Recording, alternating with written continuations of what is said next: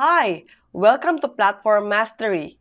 In this video, I will show you how to use Pen tool in Figma.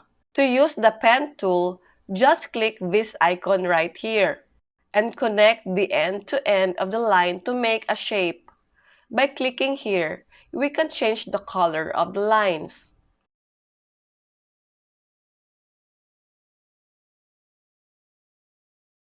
And by adjusting the figure here, we can also adjust the thickness of the line.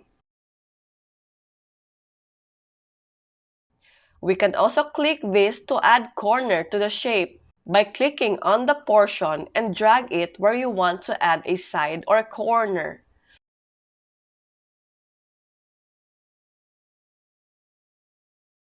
We can also change the size of the shape by dragging its side. To move the whole shape, click here and select Move. To add curved sides, click here and select the side of the shape you want to make it curve like this. You can also distort the shape of the curve by adjusting these lines. Just make sure to familiarize the different tools here, and you can make any shape you want using the pen tool. And that's it.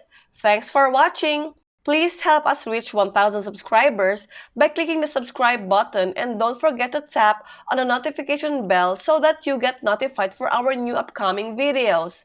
See you next time!